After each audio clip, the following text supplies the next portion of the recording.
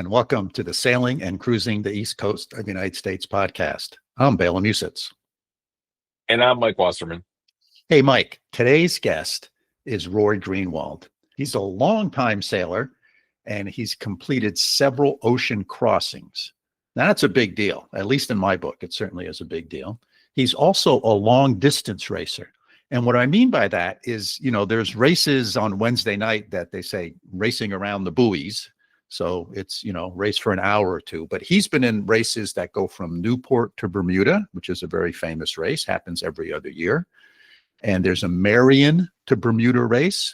He's been in that multiple times. And I think one of the years, him and his wife won the race because I think it's Newport to Bermuda 1-2 race. So you race from Newport to Bermuda solo, and then you race back from Bermuda to Newport with just two people on the crew. So that's sort of an interesting combination. So he's done a bunch of that. And he's done all of this in what's called a Valiant 42, which is not what anybody would call a high performance racing boat. So he's quite accomplished. But the reason I invited him to be on the podcast is he runs this organization called the Northeast Ocean Race Symposium. So it's a one-day event where there's all these various different presentations covering all the various different aspects of long-distance racing and cruising. So it sounds like it's a really great event, and that's why I invited Roy to be on the podcast. Bela, cool. And again, this is not maybe our typical guest, and it's another small expansion beyond our original focus on the Northeast of the U.S. But I love some of these diversions that we've taken lately, so I hope the listeners appreciate it too. And yeah, as you mentioned, I think listeners should really be on the lookout. You're bringing in a really cool learning and networking opportunity for those of our listeners, and I think there's more than a few that are in the Northeast U.S., so kind of stay tuned for that. Yeah, well said, Mike. So let's jump right into my conversation with Roy. Roy, welcome to the podcast. Thank you very much, Bela. I really appreciate you having me on. Yeah, thank you so much for being here. I mean, you have a very interesting background. You've done a lot of sailing things, broad spectrum of sailing. And so tell us a little bit about sort of how you got into sailing. What are your first memories of sailing? Oh, I grew up on Narragansett Bay in Rhode Island, and my father was always a sailor. He grew up on Chesapeake Bay sailing. And so we had old wooden boats when I was a kid.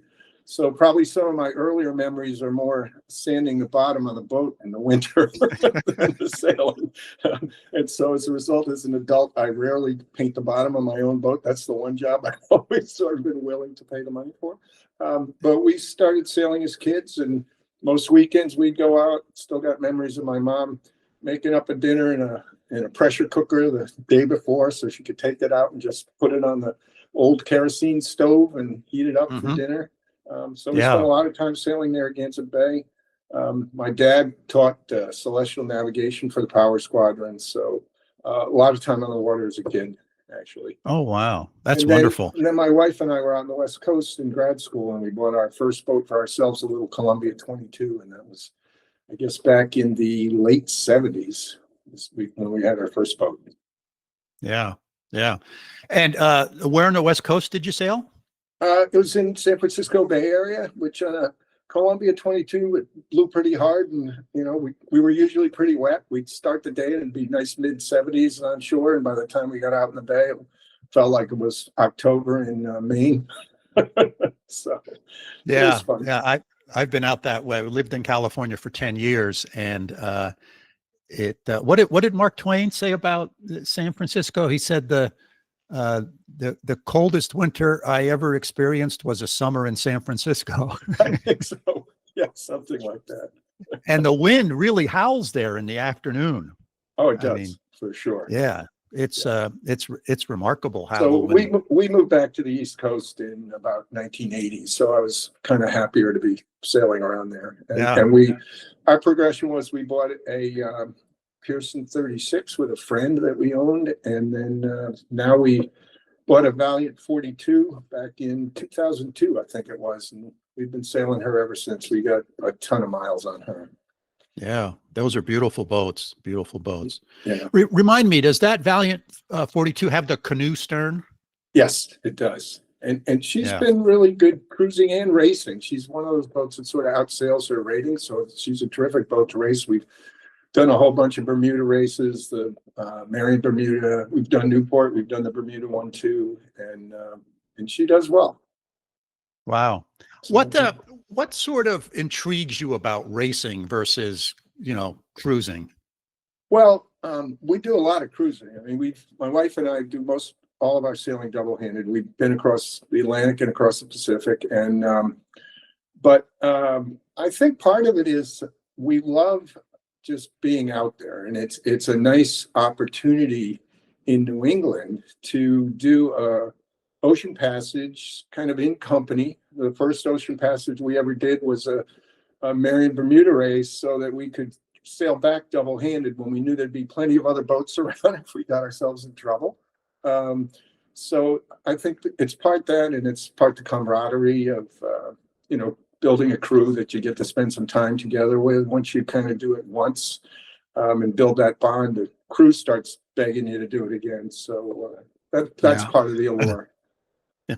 So one of the things I'm always interested in about when we're doing multi-day passages is how people sort of do watches. Yeah. So talk to me a little bit about the difference between, you're in the Marion to Bermuda race and how you sort of set up a watch schedule versus just the two of you and you're, on a 4 or 5 day passage and you set up a watch schedule. Right. Well, it's really interesting. As you know, there are almost as many watch schedules as there are imagination. You can make up almost anything. We sort of start with the fact that when you're on an offshore passage, most people, we think, want to see sunrises and sunsets while they're out there. So we do what they call the dogged watch system. So it kind of rotates, which means you kind of have an odd number of watches in the day. So that's kind of a starting point for us. It doesn't have to be, and a lot of people don't do that because they think it's maybe even better to have consistency. So we do that, and we tend to think, racing, you probably don't want somebody on watch more than maybe 3 hours tops because you want to keep them sharp. And you want to have it long enough so if there's heavy weather and they got to pull a crew up on deck, people will be alert enough to do that. My wife and I have a standard one we do when it's just the two of us cruising offshore. We kind of do the way we do it is we do in the daytime, it's 6 hours on, 6 hours off. But, we've got wind vane, autopilot. It's pretty leisurely most times.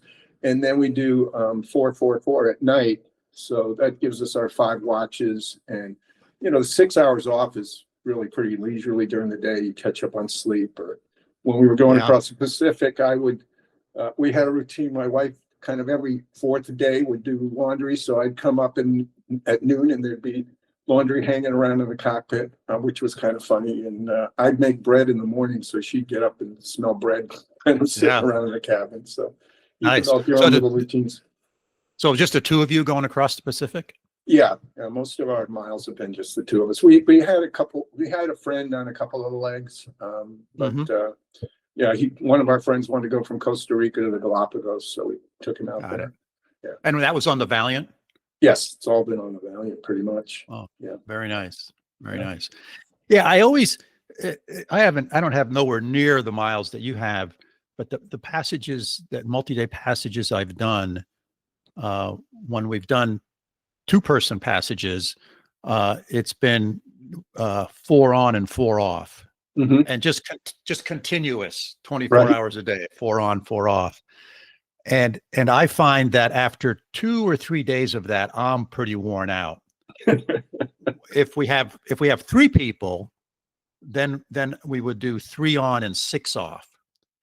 And that seems that I could do that forever. Yeah, it makes that third person makes a big difference. Yeah. That's why we actually do the 6-hour watch. I mean, if you don't mind it, we do a lot of reading. If the weather's nice, most of this we were doing in the trades when we're sailing across the ocean, so it's not too bad. Right. Yeah, yeah, that's one of the other things people talk about, sailing in bad weather, and most of my trips are a couple days, maybe 3 days at the most, and I don't go in bad weather.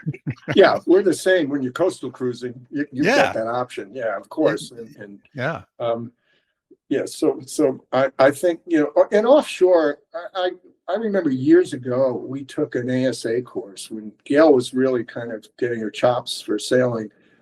She's phenomenal, by the way. She's our navigator, and she does celestial, and she's won the navigator's trophy twice in the Marion Bermuda Race for wow, winning the division. But I remember there was a guy who said, with all the equipment now and all the information and all the hardware, we're running out of excuses for getting in trouble out there. Which I thought was a great quote. You can see the weather yes, coming a long ways out. you sure can, Yeah. and yeah, so like particularly when you're just doing leisurely stuff, why go in bad weather? I don't see the Right. point. No. And Right. I know most of what you cover is coastal cruising, and Yes. we do a lot of that. But whenever we're planning an offshore passage, we always try and make sure we've got 3 or 4 days of leeway just in case the weather window looks terrible, and wait for the Right. stuff to blow through. Exactly.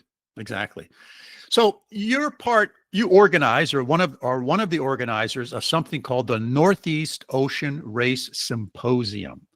Right. Can you tell us a little bit about that? Yeah, sure. It's turned into a really terrific event. I'm real proud of what we and the team have been able to do. It started, I'm on the trustees of the Marion Bermuda Race. And when the COVID hit, before that, the Marion Bermuda Race and the Marblehead Halifax Race, along with US Sailing, used to run a safety at sea symposium before the race. And it was an in-person symposium. It usually got about 150, 200 people. And it was actually one of the things that helped support the Marion Bermuda Race. So that all went online, and it got discontinued. And we were in one of our trustees meeting, and we were saying, how are we going to handle this? And so I made the mistake of saying, well, in March, when we used to have it, everybody's kind of itching for something sailing related. Why don't we do a symposium, and we'll do topics other than safety primarily, because people, safety at sea, we strongly recommend. Right. It's a requirement for a bunch of the races, and we can't compete with that. It's already sort of too good. So the trustees' response was very positive, and they said, great, why don't you do that? So I just said, no good deed goes unpunished. I said, I'll give it a shot. You guys are responsible for making sure people show up. I'll try and put the program together, put a team together to work on it with me. So that's Right. what it came out of. And it really appeals to cruisers and racers. We realized it shouldn't be just specifically a racing forum. So we're going to be holding our 4th one now. It was originally going to be every other year. It was going to coincide with the Marion and the Halifax races. And what we ended up doing was we got all 4 of the major ocean races in the Northeast: the Newport Bermuda Race, Marion Bermuda Race, Bermuda 1, 2, and the Marblehead Halifax to sponsor it, meaning they're willing to help us publicize it. They often recommend speakers to us. We've had captains panels in the past where each race had participants on the captains panels. Those we covered things like selecting and managing your crew. There was one on kind of go fast methods and race tactics. And this year, actually, it's going to be March 21st. We decided to not do the Captain's Forum, and we're going to have a keynote speaker. It's going to be Ronnie Simpson. So we're pretty excited about that. For folks who don't know, he did the Global Solo Challenge in 25, I believe it was. And he made it all the way around the 3 Great Capes.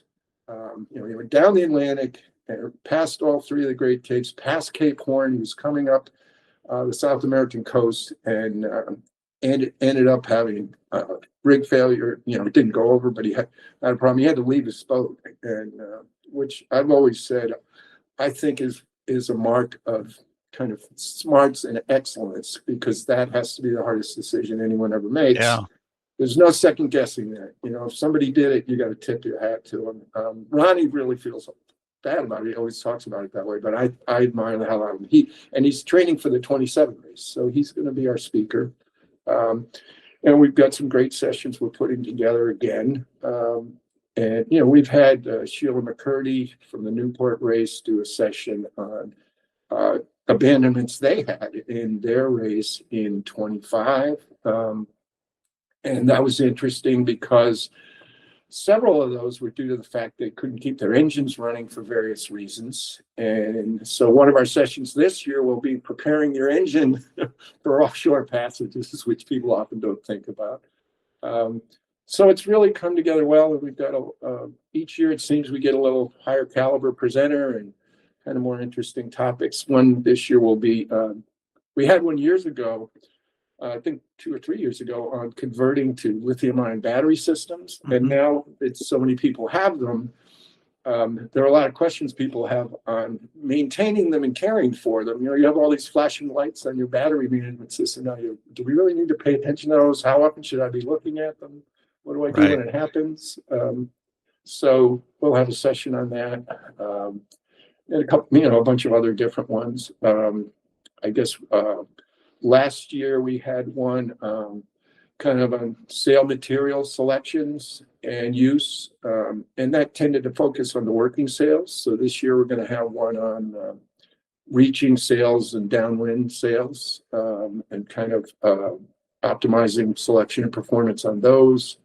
And we're going to have a session by David Southwell, who I'm not sure how many folks know David. He won the last edition of the single-handed All-Star race from England to Newport.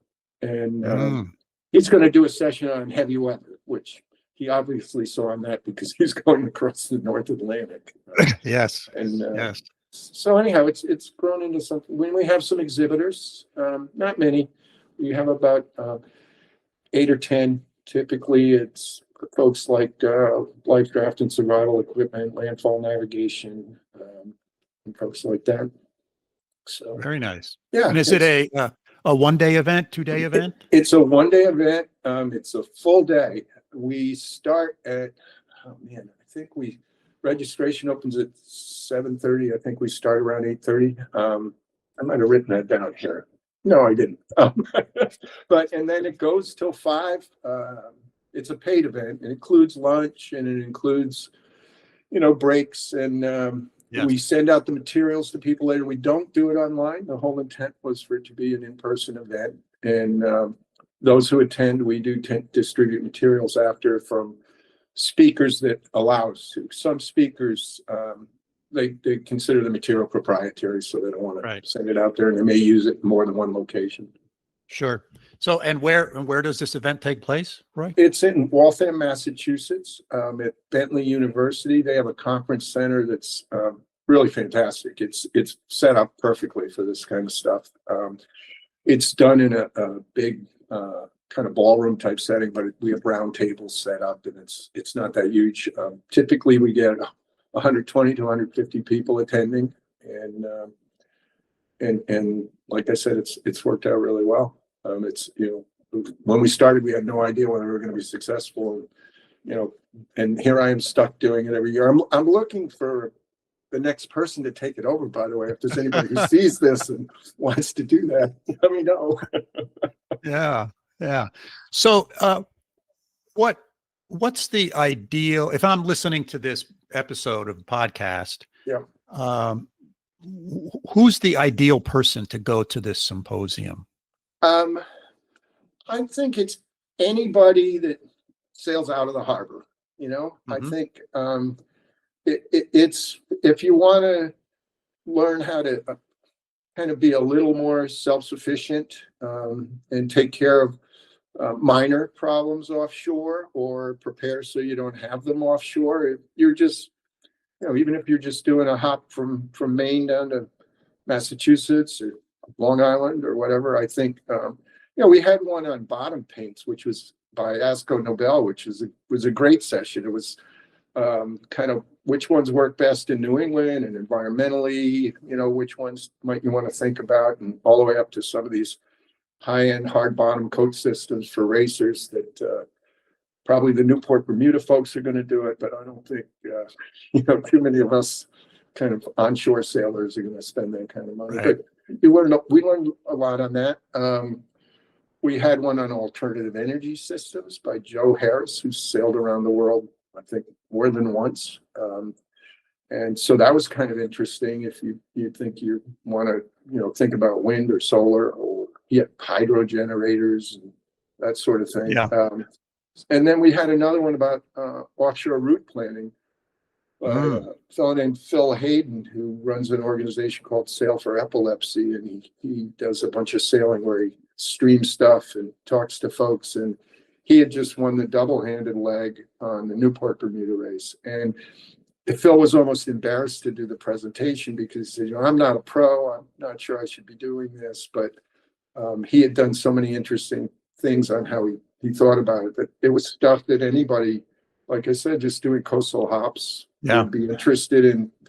You might not think of all the information that's out there that he was pointing to. So very good. That was kind of fun. So if someone wants to find out more information about this, where's the best place for them to go? If you just go to marionbermuda.com, which is the Marion Bermuda website, there's a spot there to click for the, we abbreviate it, the NORS or the NORS, it's the Northeast Ocean Race Symposium. I'm sure if you Google Northeast Ocean Race Symposium, it'll just pop up too. So Okay, perfect. Yeah. I will make sure all of that information is in the show notes. Oh, that's So great. this sounds like a wonderful thing. I've attended, I've taken some ASA courses. Sometimes at the boat shows, particularly Annapolis, they have various different type of seminars you can go to. And this sounds like a wonderful one that's, located in New England. Right. So it's convenient for a bunch of people and a bunch of listeners to this podcast. So that sounds like a wonderful event. Another thing that I think this year, in the odd years, we have breakout sessions for the Marion Bermuda race and the Marblehead Halifax race that are 90 minutes. Our normal presentations are 45, and this year we're not going to have a breakout session. So as a result, I think we've got 8 different sessions, if I remember right, this year. So and they're mostly all locked in. I think they're 2 slots. I'm still kind of working with presenters to get them to commit. Yeah, super. Yeah. So can we talk about the races a little bit, since you're on the involved Sure. with those as well? So this is my impression. I've never done any of them, but with all of these, the Marion to Bermuda, Newport to Bermuda, Marblehead, Halifax, and Bermuda 1-2, they all struck me as races that have a wide spectrum of entrants. They have one end of the spectrum, which you could say is almost a professional sailing team. For sure. And at the other end of the spectrum, you have 2 or 3 people who get together and say, we're going to race. I think you nailed it. So to me, that makes it really interesting, right? Because you have this wide variety of boats, skill level, kind of pressure to win. Some people have some people have zero pressure to win. Yeah. And others, it's their job to win. So what's your, can you just talk about that a little bit, and just sort of about these races The only one I haven't done, which I'd like to do, is Marblehead Halifax, which I think has its own really interesting different set of challenges going across the bay there in Maine, and the fog and other things going on there. So it's got an interesting set of challenges. But I think the same sort of things in terms of crew and how you approach it and what you get out of it all apply. One of the things that applies to all of them is prepping the boat and safety checklists and that sort of thing. Yes. But I do agree with you. Newport obviously has the reputation for having the real hotshot racers, appropriately so. And they have different divisions to help separate that out some. So you don't have to race in the division to compete with those folks. And I think the Marion Bermuda was started as a cruising yacht race originally, but they've had some fast boats in the last few years too. But what's interesting, and we found this on our Valiant, is if you sail your boat hard, you have a chance to do well. But if you just want to go to Bermuda, you can do that. And interestingly, our first race, which was in '03, I think, we went when we did the Marion Bermuda race. We had no idea we were going to try and race hard, but we really focused on let's just keep the boat moving at maximum speed. And we did really, really well. And I remember one of the inspectors saying, well, this is a pretty good boat. If you just push her as hard as you can push her, she'll do well. So I don't think you need to go in there with we're going to be a fanatic and do crazy things to try and win. I think if you're going in one of the top classes in the Newport race, obviously you do. The other interesting one's the Bermuda one too, which my wife and I have done 4 times. And so for those who don't know it, that's a single-handed race out of Newport, which on our boat's about 4.5 days, and then a double-handed race back. That race has a real interesting aspect to it none of the other races have, which is you get to Bermuda and you're alone. So instead of hanging with your crew, which is what you do in all the other races, you get to know all the other skippers. And in fact, we're usually helping each other fix things we broke on the way out and haul each other up the mast and do that sort of thing. Yep. So that race feels like a reunion each time you do it. And they build this, I think, real sort of camaraderie amongst the competitors. And that one goes soup to nuts as well. In 2025, I guess it was, Cole Brower was in that race. She won that race. And we were in it. But there's also a fellow who's almost 80 years old that's been doing it for years. And he just cruises on in way behind the rest of the folks. He's got an old boat, so his rating's pretty good. But, he's not pushing that race. He just wants to keep doing it. So I think that's an aspect in all those races. And I think, as I mentioned, the first time my wife and I wanted to sail double-handed, we did the Marion Bermuda race so we could sail back double-handed with a lot of company around. And it worked out well. Yeah. So I'm not sure how clear it was. The Bermuda 1-2 is Newport to Bermuda. Yep. And it's you're either Bermuda single back to Newport. Yeah. Okay. And Bermuda and Newport to Bermuda is single-handed. Yes. And then on the way back, it's 2 people. It's double-handed. That's hence the name Bermuda 1-2. Yeah. 1-2. Got it. But it's that one's a round trip. Yeah, that's the only one that really races both ways. Yeah. Because many of these races are one way, and then you got to figure out what to do with your boat when you're there. You got to get it back. That's an important aspect people need to remember if you do those races. Is a lot of time the crew's fine racing out there, and then they want to fly home, and you still got to get the boat back. So you got to have crew both ways. Yeah, that's right. Yeah, I sailed from Halifax down to Marion, as we were talking earlier before I hit record, and that was helping someone bring a boat back who had been in a different event, not a race, but sort of one of these rallies. Yeah. And the destination, and he lost his crew in Halifax. So he needed someone to help bring the boat back. So I was able to do that. My first offshore passage was as a kid helping somebody sail a boat back from Bermuda because they lost crew. Yeah. Sometimes it's a good way to get your first offshore experience, by the way, is a lot of times those boats are looking for people to help crew on the returns. And sometimes when I was younger, they'd fly you out there. Yeah. You got a free ride back too.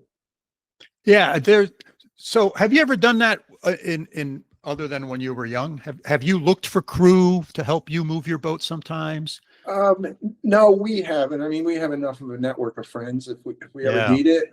In fact, that's one of the challenges, I think, is helping get people some offshore experience if they want it. All of the races tend to run a crew finder, something on their website or different ways to do it. They're not as successful as one would hope, because as you can imagine, you're going to want to have sailed with people if you're going to do an offshore passage with them. So people who are looking for that shouldn't wait till the last minute. You should start trying to figure out how to contact people doing the races earlier. Yeah. It's interesting you say that, because the person who I helped bring his boat back from Halifax, on their way, they were from the Chesapeake, and they were working their way up to Halifax, and they stopped in Newport for a day.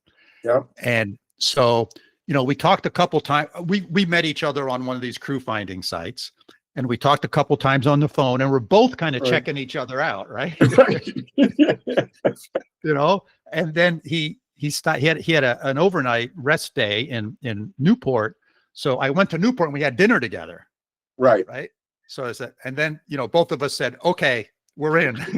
Yeah, we can live on the boat together for a couple of days. Yeah, because it is a commitment, right? I mean, and not just get that. Off. You can't get off. You can't get off. I mean, if you're going down the ICW, you can get off. But Right. if you're doing one of these 5-day passages, you're there.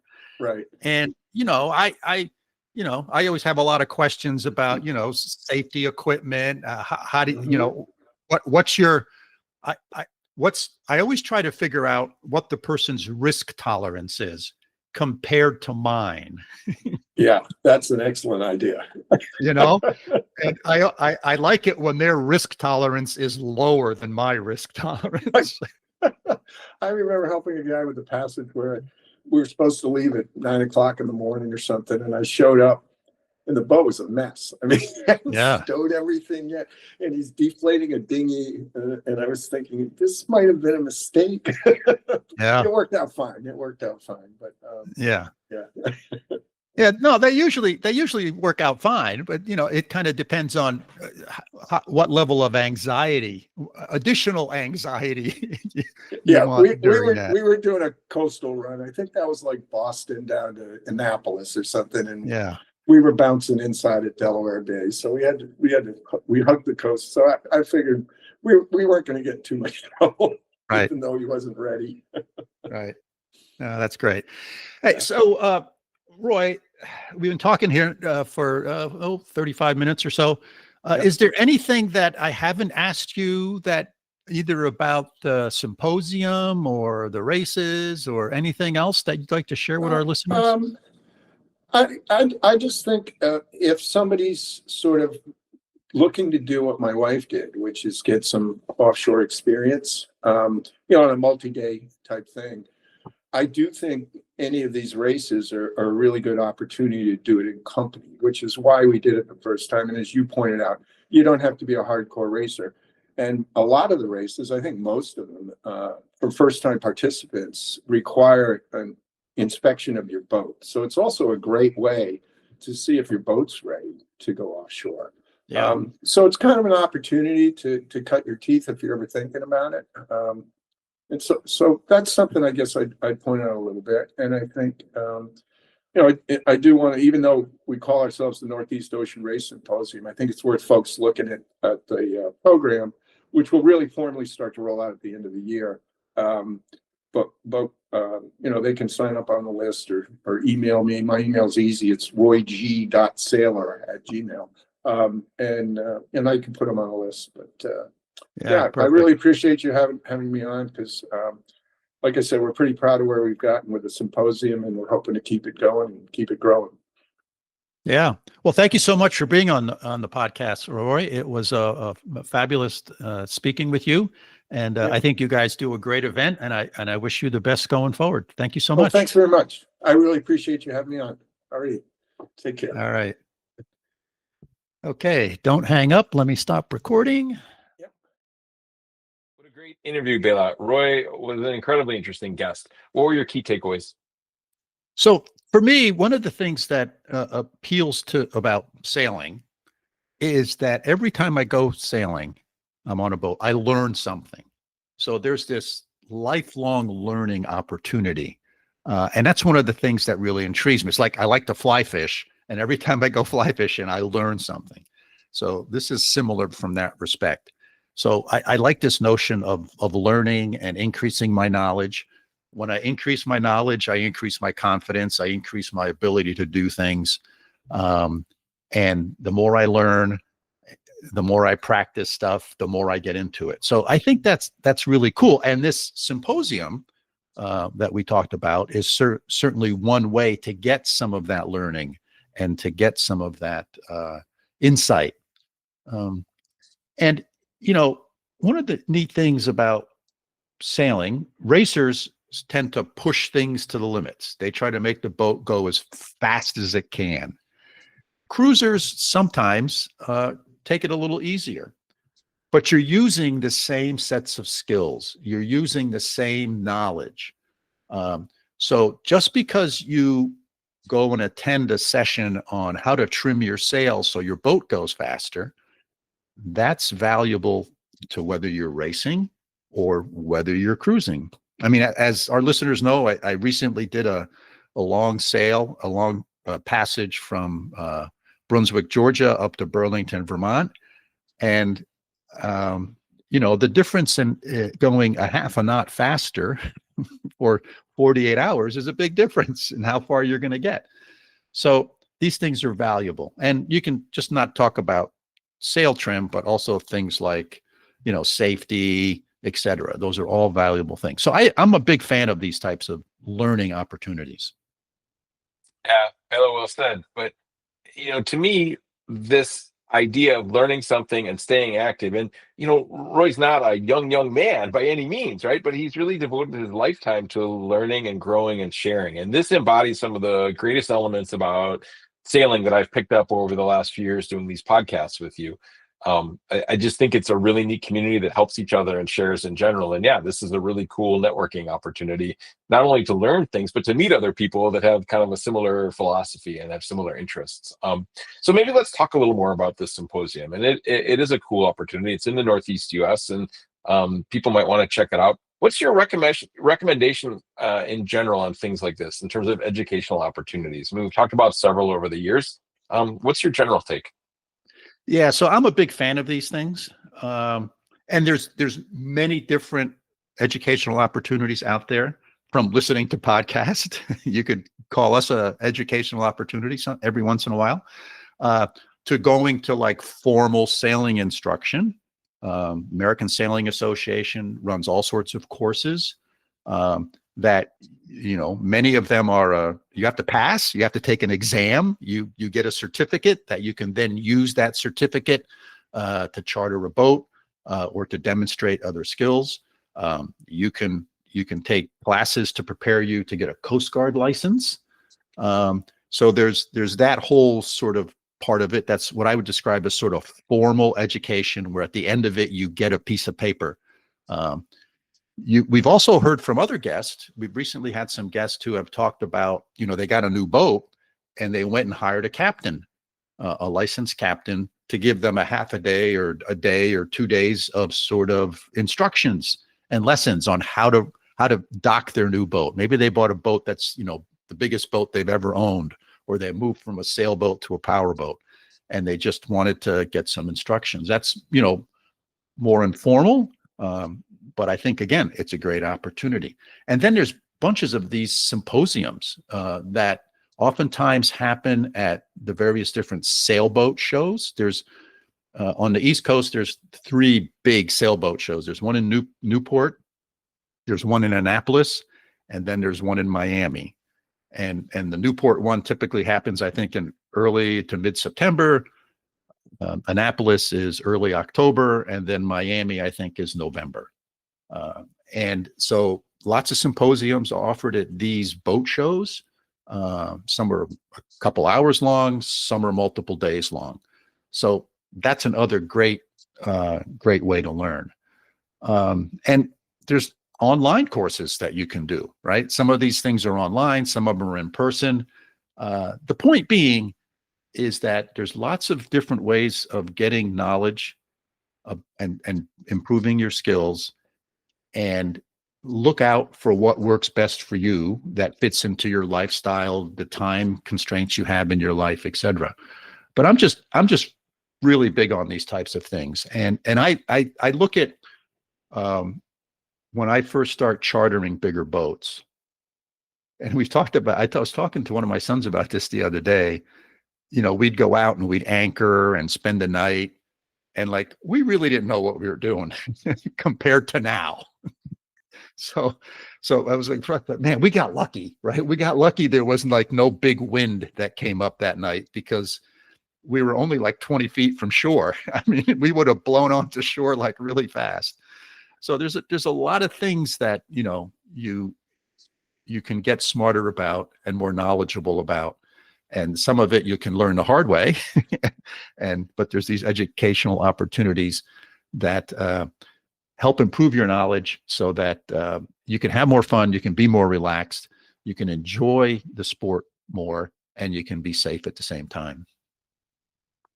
Yeah, this is really nicely said. I want to throw one more piece out there, as the European counterpart to the your United States presence, is there's also some really cool boat shows and events here in Europe. And I know for a fact there's a really interesting one in Constance, on Lake Constance in southern Germany. And the Lake Constance is borders Switzerland, Germany, and Austria.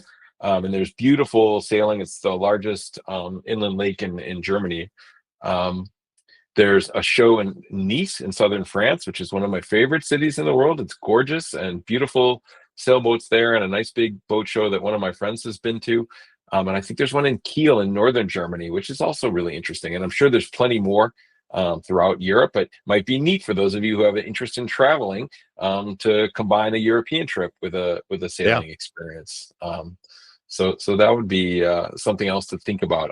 Most people in the sailing world that I've run across do speak some English, but now you can get some really cool. If you decide to go to France, you can get on my headphones here, my AirPod Pros translate. I have a pair of the Meta cool, freaky, scary glasses that translate. So you can even have some tools if language isn't your strength to help you along the way. So don't be scared of that. But yeah, learn it lifelong. I mean, people know you and we met through education, and we're both educators in our hearts. And yeah, the learning component of this, I think, is not only good for your sailing, but it's just good for your life and good for your soul and good for growing older and wiser. So yeah, please, people, for your own good, try to learn something every day. It's a nice philosophy. Last question for you, Bela. We've talked a little bit about this, but would you ever consider doing any of this long distance racing, or are you more happy with doing the cruising style? So I'm very happy doing the cruising style. I've never been on a long distance race.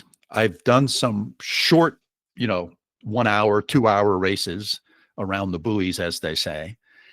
And I've done some of those early on when I first started sailing. And then later on, one of my sons worked at a resort that had a sailing school, and they used to do races every Wednesday night. And I would go up and help him race one of the boats. And one of the reasons I like to sail is I do it to relieve tension, not cause it. And I found racing to increase my tension level, even though this was really low key, sort of relaxed racing. So, Mike, in sailboat racing, the way it works is it starts at a certain time. So there's a clock that sort of says, okay, at 10 o'clock is when the race starts. And there's a start line. So you have 5, 10, 15, 20, whatever is number of boats that are all trying to get into position so that they can go at their highest rate of speed across that start line exactly at 10 o'clock. And they're jockeying for position, because on a race course, one side of the course is favorable to another side of the course. There's not just the wind aspect of that, but there's also right of way. One boat might have a right of way over another boat. So there's a lot of these kind of strategic things that I'm sure some people find very intriguing, and it's great. I love it. But for me, it just caused a lot of tension. and so I probably am not gonna, I don't go after racing opportunities. Let me just put it to you that way. If someone calls me up and says, "Hey, Bela, can you help me move my boat from," as Mike did, as Mike Malakoff did, from Georgia up to Burlington, I'm in. But if you call me up and say, "Hey, let's go racing around the so-and-so race," I'm less excited. So. Fair enough. I kind of thought that was what you were going to say, but I think it's interesting to share your perspectives with the listeners. Neat. So what do you think? Time to wrap this one up? Yeah, let's wrap this one up, Mike. Sure. Well, listeners, thanks for joining us for yet another episode. We hope you found our conversation with Roy Greenwald today interesting and thought-provoking, and really be sure to check out his symposium. I think the links will be in the show notes. Let us know if you go, and if so, what you learned or who you met. As always, to contact us, please feel free to send us an email at sailingtheeast, that's all one word, @gmail.com. And finally, if you enjoyed the podcast, hit that like button on your app, write us a review. And also for you folks that like YouTube, our podcast is also available on YouTube if you'd like to consume it there. And if you know of someone that would be a good guest on the show, reach out to us and let us know. So that's it for today's episode. Hope to see you out there on the water soon. So until next time, signing off from upstate New York. Take care. And from over here in Münster, Germany, as the European member of this duo, thanks for listening and see you next time.